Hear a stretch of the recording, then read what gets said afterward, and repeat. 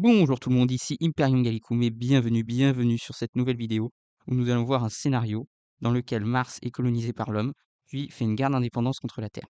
Mais avant de commencer, je souhaiterais faire un petit disclaimer. En effet, le but ici n'est pas de faire l'apologie de la moindre idéologie, n'est pas non plus d'essayer de prédire le futur, ni de dire que ce futur serait meilleur, ni même de dénigrer le moindre état, la moindre entité ou quoi que ce soit. Le but ici est juste de faire un scénario afin de s'amuser et de passer un bon moment devant une vidéo sympathique. Toute similarité avec des choses existant réellement est fortuite. Depuis toujours, l'humain n'a eu de cesse d'explorer, de s'approprier de nouveaux territoires afin d'exploiter les richesses et ainsi d'obtenir du pouvoir. Cela fait des millénaires depuis que les Égyptiens ont référencé la planète Mars, voisine rouge de la Terre. Elle fut l'objet de nombreux mythes, associés à un dieu de la guerre. Mais, à partir de 2050, sous l'impulsion de personnages charismatiques tels que des chefs de corporation, l'humain a enfin commencé à conquérir cette planète.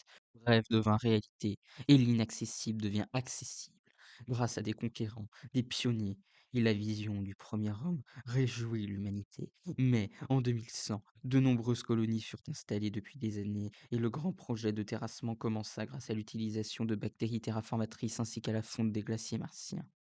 La vie revint après des temps immémoriaux sur la planète désormais d'un rouge bleuté, voire d'un vert bleuté, mais la volonté d'acquérir plus de richesses et d'exploiter son prochain n'est pas arrêtée sur Mars, car l'homme est un loup pour l'homme et les conflits pour le contrôle de cette dernière non plus, car la guerre ne meurt jamais.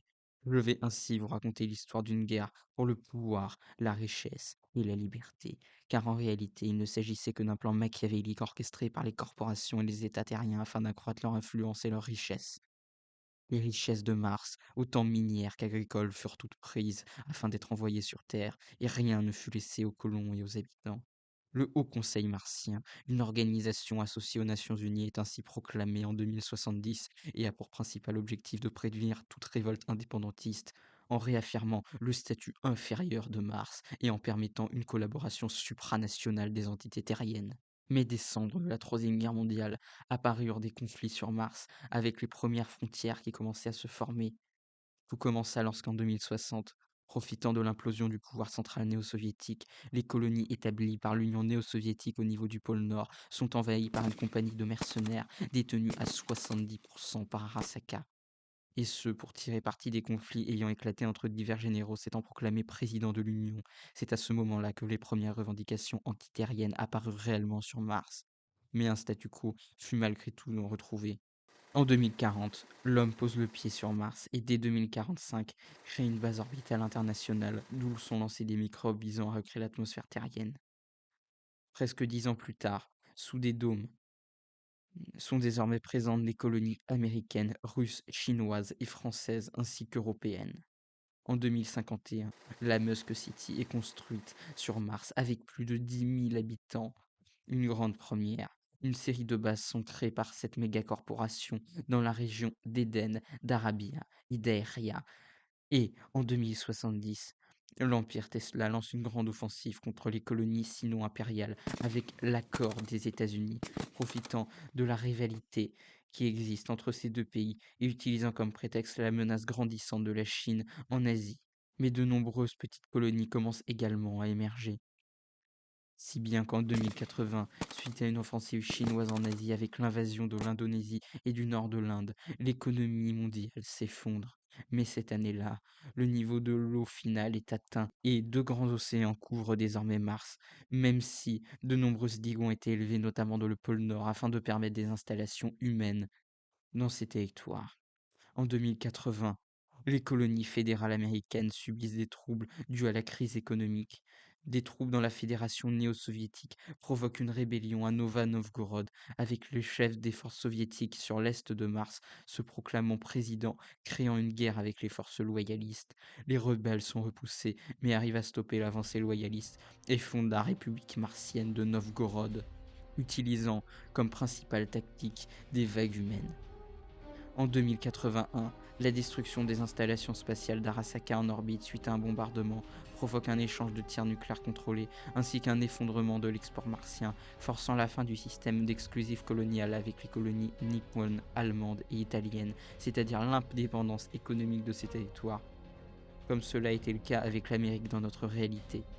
Et l'année d'après, en 2082, les colonies sino-impériales lancent une offensive sur les colonies américaines en profitant du retrait de la majorité de leurs troupes. Mais les colonies sino-impériales sont détruites, notamment par l'axe Tesla-Arasaka. Et la République soviétique martienne signe un cessez-le-feu avec Nova-Novgorod. En 2083, une rébellion dans la région d'Aeria met à mal l'empire Tesla. D'importantes révoltes éclatent sur les colonies d'Arasaka dans la Gire à cause de mauvais paiements. En effet, les familles sont mauvaise monnaie courante.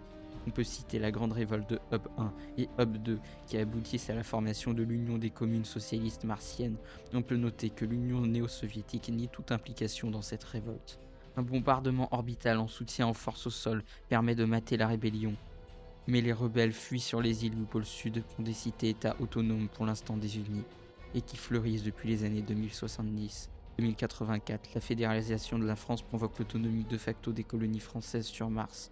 La population des colonies françaises sur Mars, désormais renommée Nouvelle-Gaule, atteint près de 30 millions d'habitants et devient ainsi la plus importante colonie de Mars. Et l'année d'après, en 2085, divers États, cités-États et corporations indépendantes forment la Confédération des colonies libres. La révolte capitolaire qui adhère à la Confédération provoque la création d'une grande coalition terrienne pour faire face à cela. La déclaration martienne appelant au retrait des puissances terriennes de Mars est signée par la Confédération des colonies libres, si bien que la République du Sud martien est cette même année formée par l'union de 200 corporations martiennes et 300 colonies indépendantes afin de prévenir les influences terriennes et la domination politique et économique de l'axe Tesla-Arasaka. Même s'il faut rappeler que la République du Sud martien est ennemie avec la Confédération des colonies libres du fait de désagréments territoriaux, économiques et politiques. Pendant ce temps-là, sur Terre, New York, siège des Nations Unies. La motion est approuvée à la majorité absolue. Seront donc déployées 200 divisions et une flotte de 1000 vaisseaux afin de mettre fin à la prolifération du terrorisme sur Mars et pour maintenir l'ordre et l'unité de l'humanité afin que l'ordre juste des choses reste inchangé. Ainsi, les Nations Unies, par ce grand discours, déclarent le besoin urgent de rétablir l'ordre sur Mars et fondent une grande coalition internationale terrienne. En 2086, la coalition terrienne fait reculer les lignes de front indépendantistes avec notamment la chute du Tempe et de l'oasis de Nokian. La Nouvelle-Gaule neutre continue de s'agrandir en absorbant les colonies voisines et atteint les 50 millions d'habitants. Cette année-là, diverses bases secrètes sont créées par ce qui reste de la Confédération afin de continuer secrètement l'effort de guerre. Sont ainsi mis en sécurité plus de 50 ogives nucléaires, des tanks, des soldats, des divisions entières, des avions, des vaisseaux spatiaux. En 2087, la capitulation de la Confédération martienne avec la chute de la colonie A5678, dernier bastion officiel de la Confédération et ville de plus de 300 000 habitants, qui est conquise après plus d'un an et demi de siège. En 2088, la débâcle sur Terre force le repli de bon nombre de troupes terrestres. En effet, l'Empire sino-impérial progresse sur Terre et commence à envahir la Russie et de nombreux États en Asie, au Moyen-Orient, voire en Europe. L'implosion des États-Unis provoque une guerre civile entre nationalistes et communistes qui se reporte également sur Mars, si bien que les colonies du Capitole sont touchées par une vague indépendantiste et sont divisées en 3 zones. Une zone nationaliste, une zone communiste et une zone indépendantiste. Et en 2089, diverses infrastructures stratégiques sont détruites suite à une vague de terrorisme indépendantiste martien, suivie d'une importante vague de répression terrienne. Et en 2090, la Confédération profite du chaos et fait alliance avec les colonies coréennes, profitant de leur indépendance de facto depuis la chute de la péninsule sur Terre. Par ailleurs, la ville de Nibusan étant occupée par Arasaka est libérée par une coalition des colonies asiatiques ainsi que la Confédération et devient de facto indépendante du fait de la non-présence d'une déclaration de guerre véritable. L'Union des communes socialistes martiennes envahit le Dioscuria avant d'être poussée jusqu'à l'équateur par les restes de l'armée des Nations Unies. Et l'année d'après, en 2091, la grande trahison de nombreuses colonies qui voient en la Confédération martienne des libérateurs face aux totalitaristes de l'Empire Tesla. Il faut noter que l'Union des communes socialistes martiennes est désormais une puissance de second rang acculées, repoussées, détruites, bombardées, qui doivent même payer des réparations de guerre. Avec la mise en place de la route secrète qui ravitaille les partisans martiens, la Confédération s'impose donc comme le leader de l'indépendantisme martien, même si l'utilisation de méca permet de prévenir une chute de l'Empire Tesla. Notons également que malgré la présence de champs de force protecteurs, de nombreuses villes sont détruites. L'Empire Tesla prend également cette année-là le contrôle d'une partie des colonies d'Arasaka, prétextant de les protéger contre les troubles. Mais l'unification des colonies du mont Olympus permet de créer un bouclier contre l'Empire Tesla, qui est désormais revigoré et de retour sur l'offensive, qui attaque les colonies italiennes et coréennes. Notons que la cité-État neutre de Nueva Madrid est envahie suite à une attaque surprise à 3 heures du matin, le 5 mai 2091. En effet, l'armée de l'Empire Tesla utilise des bombardements nucléaires, des champs de force de dernière génération et une armée mobile composée de véhicules blindés tels que le modèle Destructor qui utilise un mélange de technologies américaines et chinoises. Et en 2092, Arasaka est éradiquée de Mars et doit s'exiler sur Terre. Et toutes les colonies de Mars, si elles ne sont pas corporatistes, qu'elles soient terrestres ou indépendantistes, s'unissent à l'Empire Tesla afin de créer un empire martien. Ce dernier acquiert bon nombre de colonies avec l'acquisition de la méga-corporation pan-martienne ou du Solar System Asteroid Limited. Notons que l'armée des Nations Unies sur Mars est dissoute et intégrée par l'Empire, ou alors par leurs colonies respectives. En 2093, fort de son avancée, l'Empire Tesla décide de bombarder la base navale gauloise de Bordeaux sur Mars afin d'ouvrir la route du pôle Nord, faisant rentrer les anciennes colonies françaises dans la guerre. Mais la destruction des convois de l'Empire Tesla à destination de leurs partenaires impériaux met à mal l'économie de ce dernier. En effet, l'Empire Tesla avait établi une relation commerciale fructueuse avec la Chine, leur donnant les ressources de Mars en échange de matériel militaire.